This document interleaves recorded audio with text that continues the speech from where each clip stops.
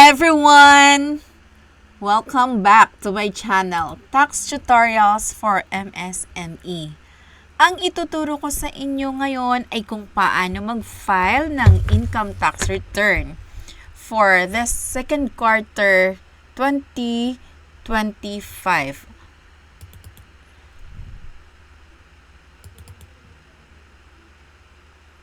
Dapat meron na kayong EBIR Forms Package version 7.9.5.0. Ang aking sample taxpayer ay nag-avail ng 8% income tax rate. Noong first quarter, kami ay nag-file ng 2551Q na 8%. Nag-opt kami ng 8%.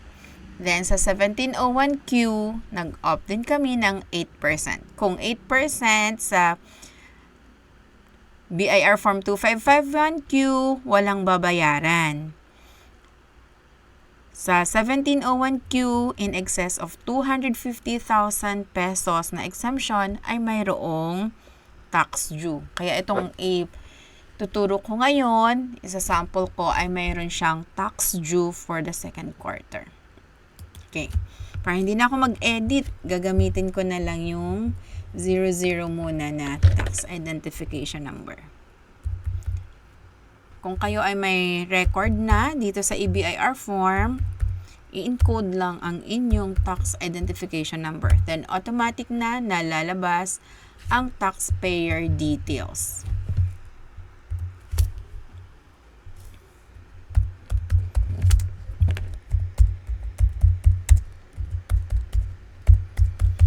Ang line of business ng aking taxpayer ay pest control services.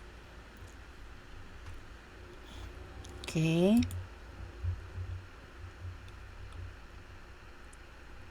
Select 17 on Q, version 2018. Then, click fill up. Background information save. For the year 2025, second quarter, ang ating taxpayer ay single proprietor. Nag-opt siya ng 8% income tax rate. Birth date, kunyari birthday ay August 10, 1990. Citizenship, Filipino. Claiming foreign tax credits, no. Automatic na dito sa number 16 na 8% on gross receipts. Okay. Click next. Dito na tayo sa page 2. Number 47, gross sales for the second quarter. 176,050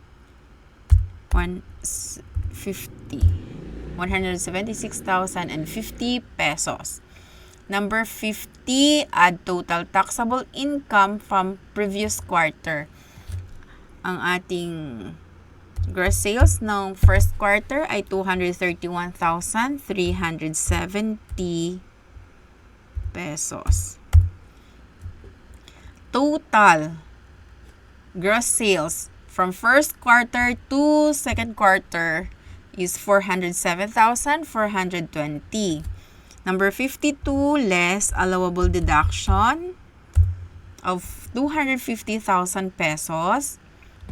In excess of 250,000 pesos, meron na tayong taxable amount na 157,420. Automatic na ang computation ng 8%. Tax due is 12,594. Ang ating taxpayer ay may tax credits. Ang tax credits ay evidenced by BIR Form 2307. Itong BIR Form 2307 ay ginagawa ng Summary Alpha List of Withholding Taxes. Kung gusto nyong matuto kung paano gumawa ng Summary Alpha List of Withholding Taxes or SOUT, Mag-PM lang po kayo sa akin at bibigyan ko po kayo ng guide. Okay? So, number 58, creditable tax withheld per BIR form number 2307 for this quarter, 5,226.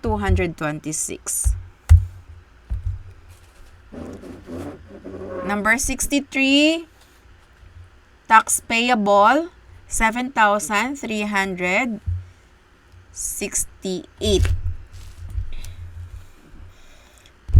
This amount is payable until August 15, 2025.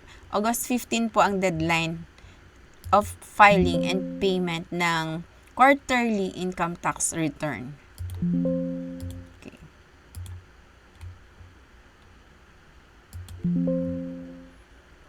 Click validate, click OK, click save. Save successful. Then submit final copy, click OK. Click OK.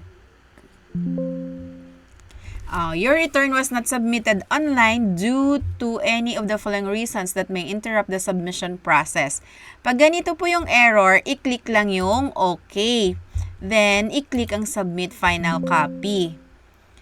Then, resending your tax return to EBIR forms online. Click OK and please wait. Pag kinlik ko itong OK, lalabas na yung message niya na submit successful. Just wait for the tax return confirmation sa registered email address or sa indicated na email address. Ang email address ay pwede sa kahit anong email address basta active. Unlike sa ORUS na kailangan registered siya sa BIR. Dito kahit email ko ang aking gagamitin or email ng taxpayer pwede. Basta active siya at makakatanggap ng tax return receipt confirmation. Okay, sana may natutunan kayo sa aking video ngayon. Please comment kapag napanood nyo po ito. At please share din po para marami tayong matutulungan na mga kapwa natin taxpayers. Thank you so much sa pag-support sa aking channel. Kung meron kayong questions pa, pwede kayong mag-PM sa akin sa aking FB page, Tax Tutorials for MSME. Pwede din kayong mag-avail ng aking filing service or meron din akong one-on-one tutorial services. PM lang po kayo sa aking FB page. Thank you so much. Bye!